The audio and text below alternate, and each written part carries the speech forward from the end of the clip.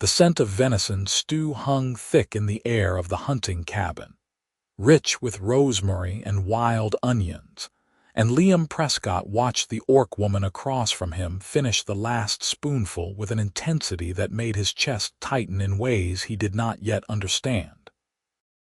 She set down her spoon with deliberate care, her green fingers steady despite the storm howling outside, and fixed him with eyes the color of aged amber. "Marry me," Rhonda Strongback said, her voice low and certain as thunder, "and I will not cook for any man but you." Liam's breath caught somewhere between his lungs and his throat. 3 weeks ago, he had been preparing to freeze to death in a blizzard that came too early to the northern frontier. 3 weeks ago, he had stumbled half dead through snow that reached his thighs, thinking of nothing but his next step, his next breath. 3 weeks ago, this orc woman had found him collapsed against a pine tree and dragged him to shelter, instead of leaving him to die as any sensible person would have expected. Now she sat across from him in her small cabin, the firelight casting shadows across the sharp angles of her face, her small tusks gleaming white against her lower lip, and she had just proposed marriage. Liam began, then stopped. Words felt inadequate, clumsy things in his mouth. "Rhonda, you do not have to answer now," she said, rising from the table with a grace that belied her muscular frame. She stood perhaps 6 feet tall, broad-shouldered and strong from a life of hunting and surviving alone on the frontier. "But you should know what it means. I am orc. You are human. If you say yes, your people will hate you. Mine already cast me out. We would have only each other." The truth of it settled over the room like fresh snow. Liam looked down at his hands, still healing from frostbite thanks to the salve she had applied with surprising gentleness. He was a farmer's son from a settlement 3 days south, or had been before the war. He had fought in the border conflicts, seen orcs only as enemies charging across battlefields with axes raised. He had believed what everyone told him, that orcs were monsters without mercy or humanity. Then he had looked up from that snowdrift with dying eyes and seen Rhonda's face, seen her make a choice to save him instead of walking past, and everything he thought he knew had begun to crumble. "Why?" he asked. The question emerged rougher than he intended. "Why save me at all? Why this?" Rhonda turned from where she stood by the cabin's single window, watching snow pile against the glass. 3 winters ago, I was injured hunting. A bear, angry I had come near her cubs. She broke my ribs, tore my shoulder.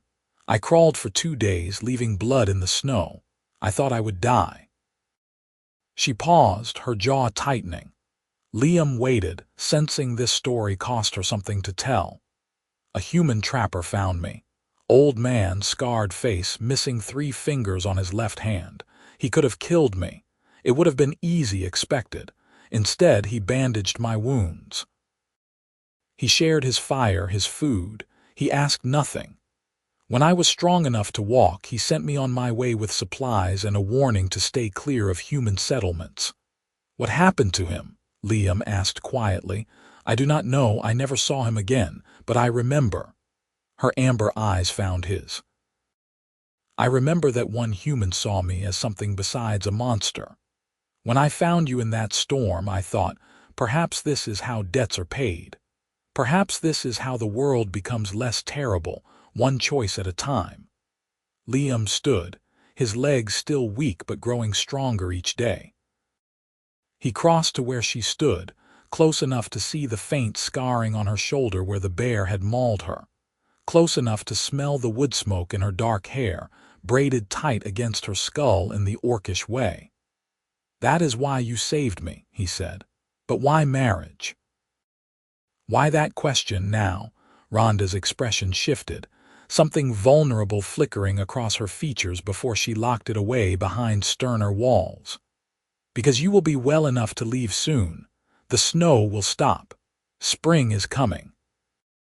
And when you go, I will be alone again, and I find I do not want that anymore." The honesty of it struck him like a hammer blow to the chest.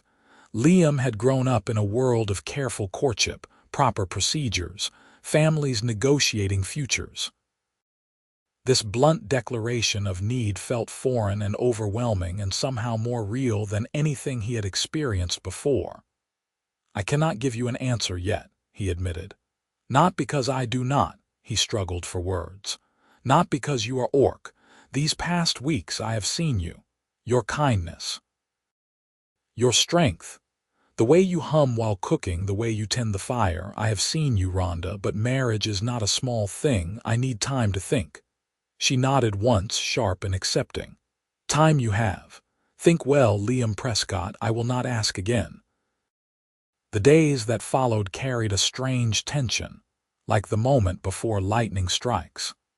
Liam helped where he could, chopping wood that she could have split more easily, checking traps that usually only she tended.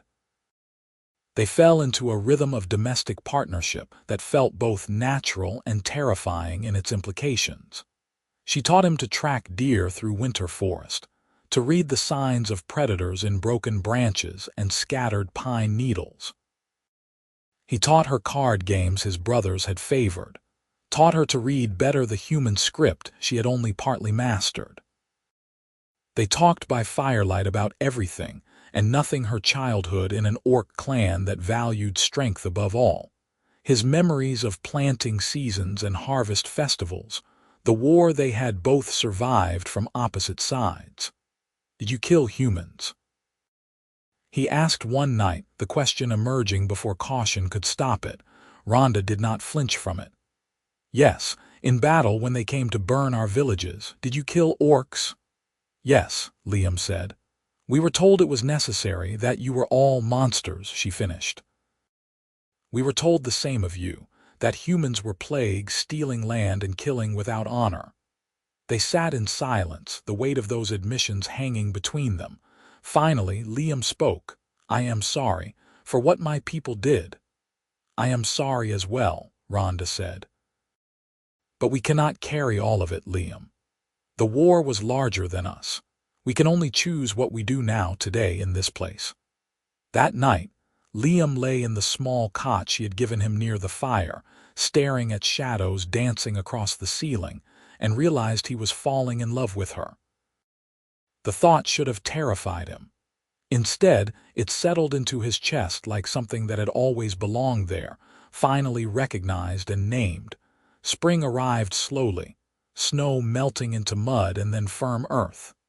Green shoots pushed through dead leaves. Liam's strength returned fully, and with it came the knowledge that he had a choice to make. He could return to his settlement, pretend these weeks had never happened, find a human woman and live the life expected of him. Or he could stay. The decision crystallized one morning when they were both working in her small garden plot, preparing soil for planting. Rhonda knelt in the dirt, her strong hands gentle as she worked composted leaves into the earth, and Liam looked at her and saw his future. "Yes," he said. She looked up, confused. "Yes, what?" "Yes, I will marry you." His heart hammered against his ribs. "If the offer still stands. If you still want." Rhonda surged to her feet and crossed the distance between them in 2 strides. She stopped just short of touching him, hesitation written across her features. "You are certain you understand what you are choosing?" "I understand. I would rather face a hostile world at your side than a comfortable life without you," Liam said. "I understand that you are the bravest, most honorable person I have ever known. I understand that when I think about the future, I cannot imagine one that does not have you in it." She kissed him then, sudden and fierce and tasting of morning coffee and mint. Her tusks brushed against his lips, strange and new and perfect.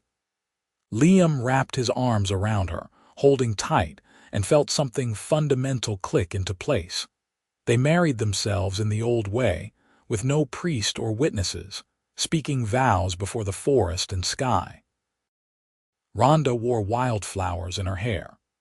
Liam wove a ring from braided grass that she accepted with shining eyes. They pledged themselves to each other in words simple and true, and if the world beyond their clearing thought it madness, neither of them cared. The summer that followed was perhaps the happiest of Liam's life. They worked the garden together, hunted together, built an addition to the cabin for storage and a proper workshop.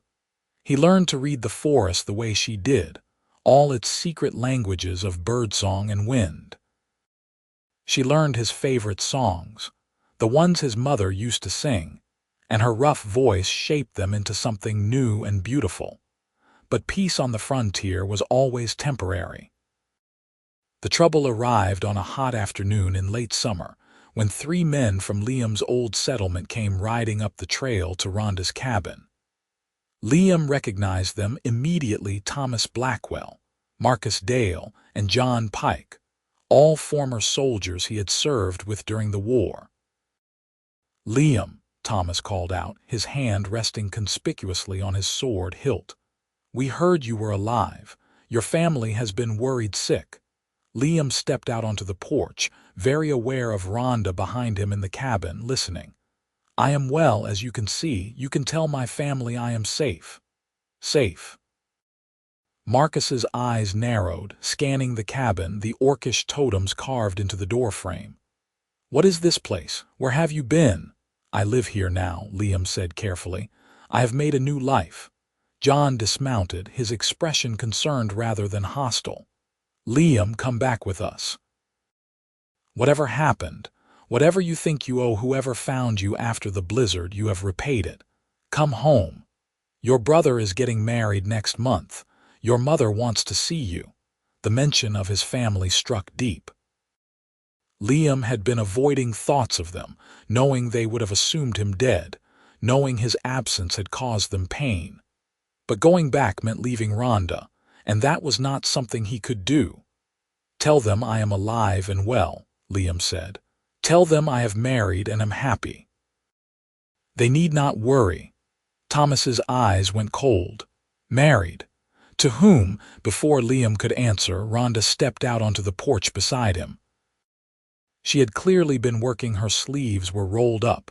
There was flour on her apron from bread making, but she faced the 3 armed men without a flicker of fear. "To me," she said. The silence that followed felt explosive. Marcus's hand went to his weapon.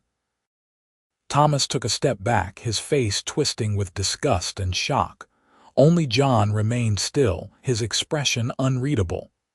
"You married an orc," Thomas said, his voice flat with disbelief. "Liam, have you lost your mind? These creatures killed our friends. They burned villages. They are monsters." "She saved my life," Liam said, his own voice hardening. "She is my wife, and you will speak of her with respect or you will leave." "We cannot let you stay here," Marcus said, his sword halfway drawn. "It is not right. It is not natural. Your family deserves better than to mourn you while you live in sin with a—" "Finish that sentence," Rhonda said quietly, "and you will regret it." Her hand had not moved toward any weapon, but the promise in her voice was unmistakable. Marcus apparently heard it too, because he hesitated, reassessing the situation. Rhonda stood taller than any of them, her muscular frame promising violence if necessary. John stepped forward, positioning himself carefully between Thomas and the porch. "Liam, think about this. You cannot build a life with her. Where will you go? What settlement will accept you? Your own people will shun you. Her people already cast her out. You will be alone." "We have each other," Liam said. "That is enough." "Is it?" Thomas demanded. "What about children? What about when winter comes hard and you need help? What about when sickness strikes? You are cutting yourself off from everything, everyone, for—" He gestured at Rhonda with contempt. "For this?" Liam felt Rhonda tense beside him, felt the hurt she would never show Lance through her. His own anger rose, hot and protective. "Get off our land," he said, "now, and do not come back." "We are trying to save you," Marcus said. "I do not need saving. I need you to leave." The three men exchanged glances. Finally, John nodded slowly. "We will go. But Liam, if you ever change your mind, if you ever want to come home, your family will welcome you. Remember that." They rode away, and Liam watched them disappear down the trail with a mixture of relief and grief. Behind him, Rhonda went back inside the cabin without a word. He found her at the table, her head in her hands. "They were right," she said quietly. "No, they were not. We are alone, Liam. No community, no support. If something happens, then we handle it together." He knelt beside her chair, taking her hands in his. "Rhonda, look at me. I chose this. I choose you.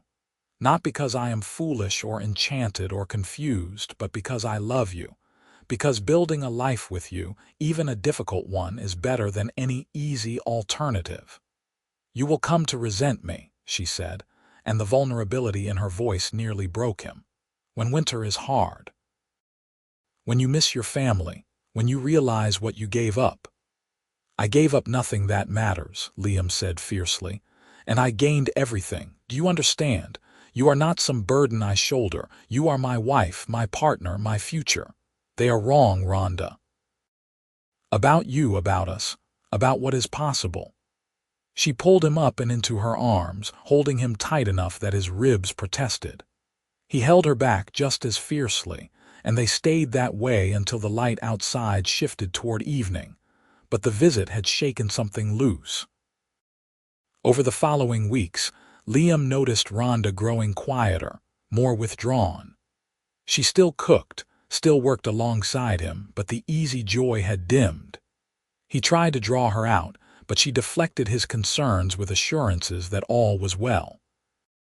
Then, on a cool morning in early autumn, Liam woke to find her gone.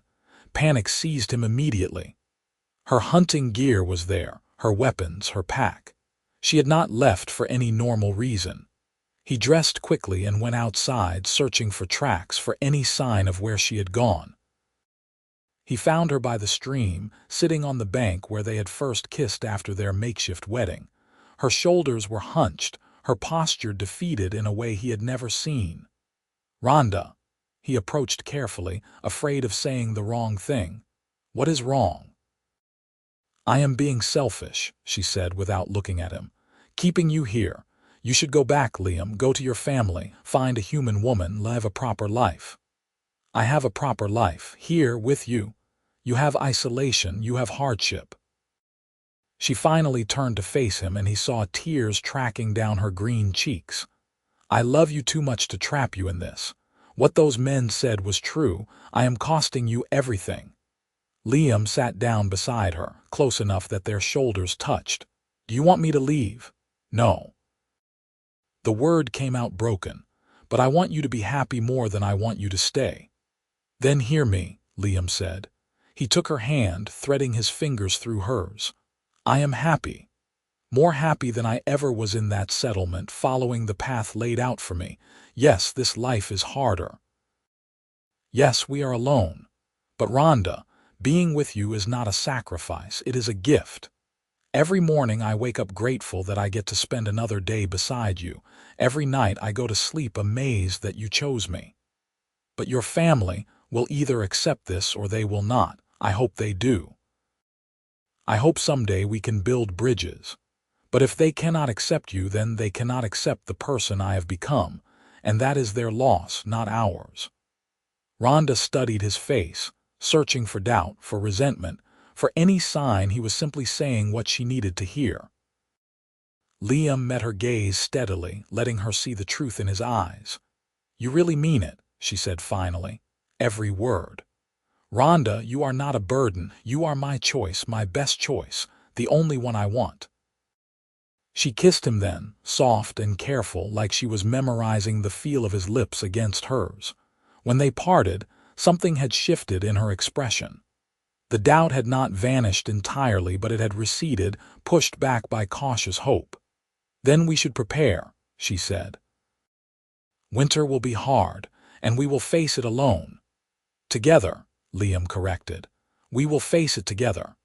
They spent the autumn preparing with renewed purpose. Liam hunted more, learning from Rhonda's expertise until he could track and shoot nearly as well as she could. They preserved meat, dried herbs, stored vegetables in the root cellar.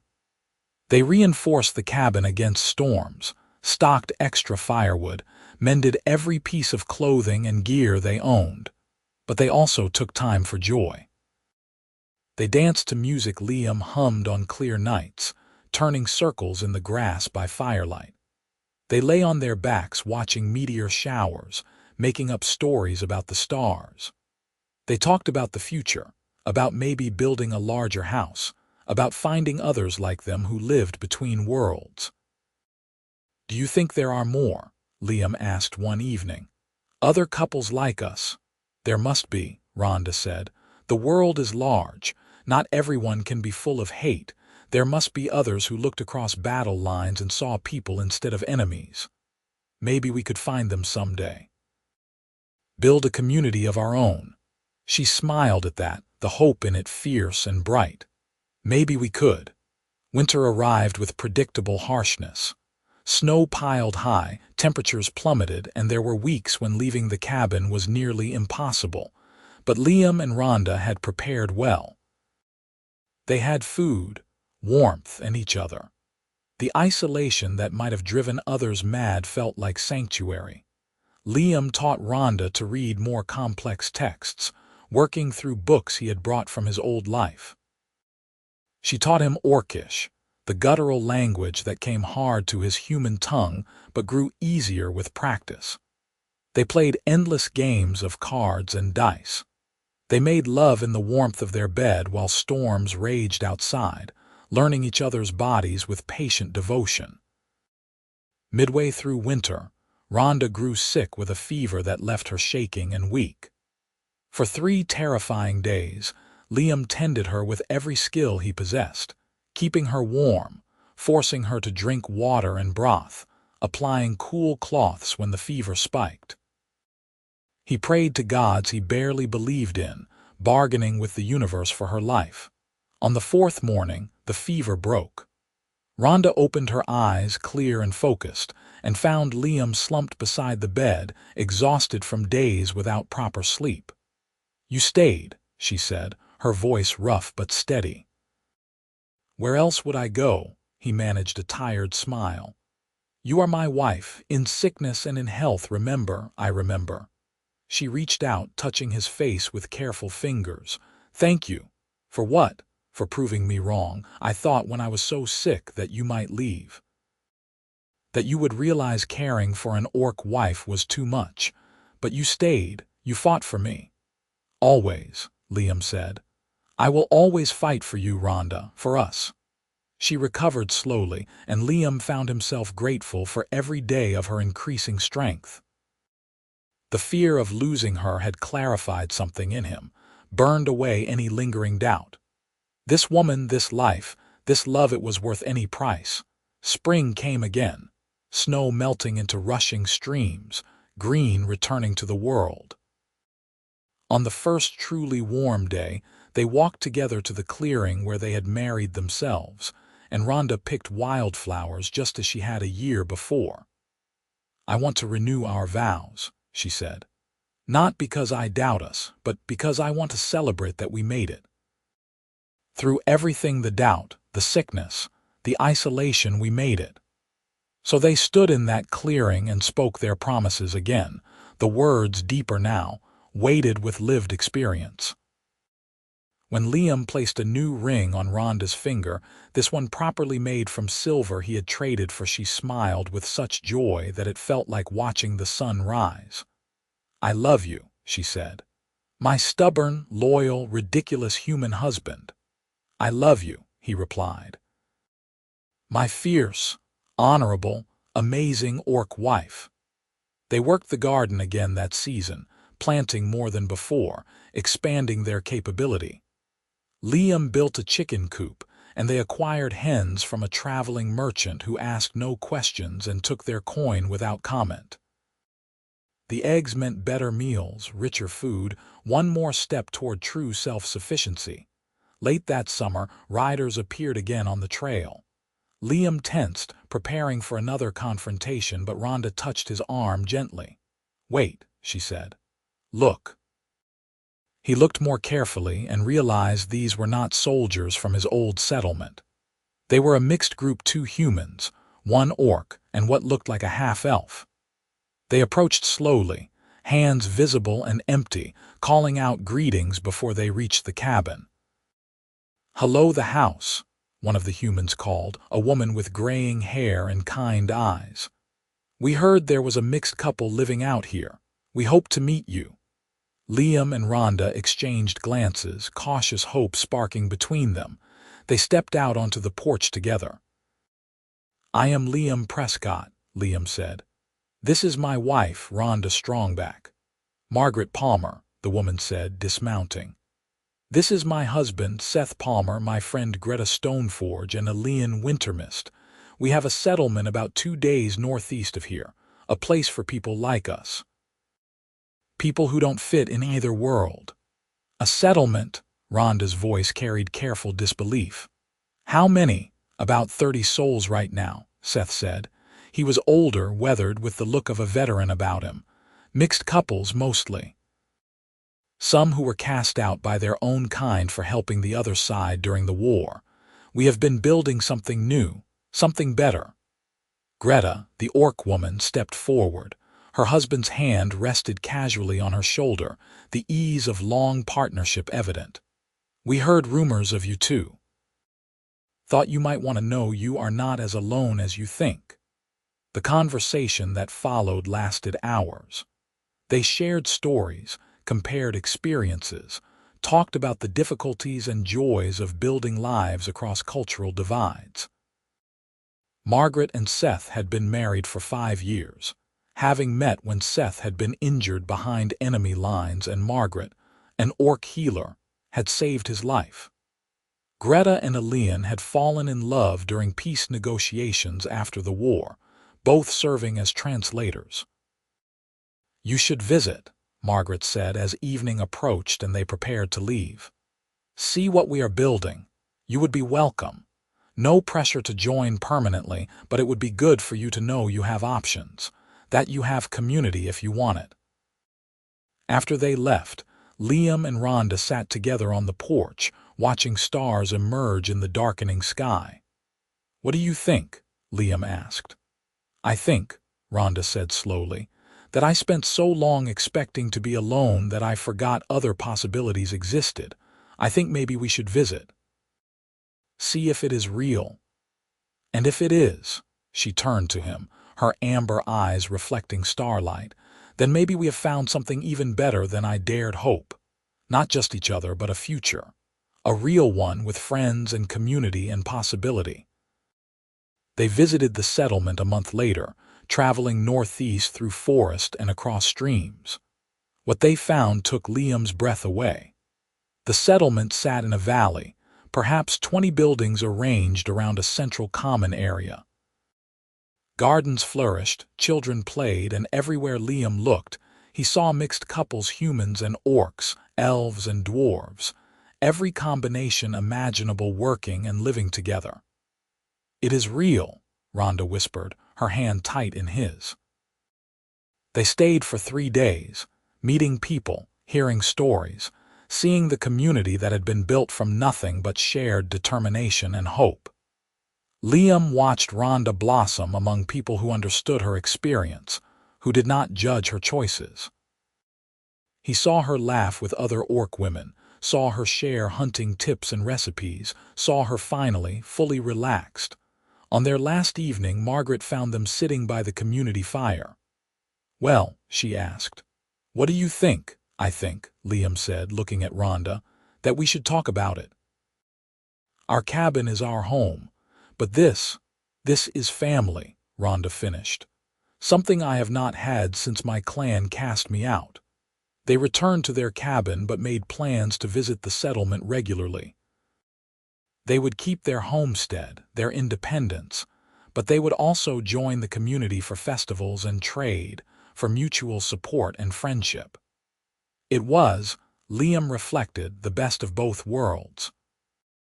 2 years after that first desperate proposal over finished stew, Liam stood in the community hall of the settlement, watching Rhonda teach a group of young people human and orc both the art of tracking. She moved with confidence, her voice strong and sure, and when she caught his eye across the room, she smiled. That night back in their cabin, Rhonda made stew, the same venison stew she had made that first time, rich with rosemary and wild onions. They ate together in comfortable silence, the kind that came from deep knowledge of each other. "You remember," Liam asked, "what you said that first night? Your proposal?" Rhonda's eyes glinted with amusement. "I remember. I said I would not cook for any man but you." "Have you kept that promise?" "I have. Though I admit I sometimes cook for women, children, and guests." She reached across the table, taking his hand. "But you, Liam Prescott, are the only man whose opinion of my cooking matters, the only man I cook for with love." "It is still the best stew I have ever tasted," he said honestly. "That is because I season it with affection," she replied, then laughed at her own sentimentality. "And with good hunting, mostly good hunting." They cleared the table together, moving in the synchronized dance of long partnership. Outside, the first fireflies of summer sparked in the darkness. Inside, their home glowed with warmth and contentment. Liam thought about the man he had been, stumbling through that blizzard, certain he would die alone in the cold. He thought about the choice Rhonda had made to save a stranger who should have been her enemy. He thought about all the moments since the doubt, the fear, the joy, the love that had led them here. "I would do it all again," he said suddenly. Rhonda looked at him, understanding in her eyes. "So would I. Every difficult moment, every choice, all of it to arrive here with you." They stood together in their cabin, two people who had found each other across the divide of war and prejudice, who had built something beautiful from the ruins of their old lives. Outside, the world remained complicated, often hostile, still healing from old wounds. But inside, they had created their own world, one of partnership and love and stubborn hope. And that, Liam knew, was enough. It would always be enough. Rhonda pulled him close, and he rested his head against her shoulder, breathing in the familiar scent of her, wood smoke and pine and home. They had faced everything together: isolation, sickness, doubt, judgment, and emerged stronger for it. "Thank you," he murmured. "For what?" "For asking me to marry you, for being brave enough to want more than loneliness, for choosing me."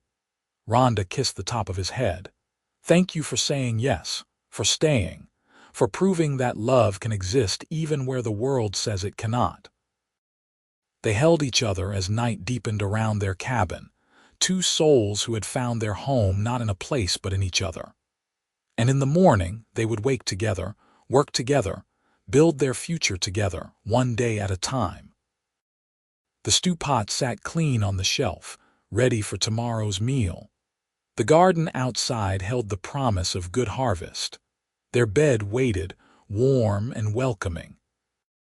And somewhere in the darkness, the settlement they had joined glowed with the lights of other couples who had made similar choices, who had dared to love across boundaries and build something new from old hatreds.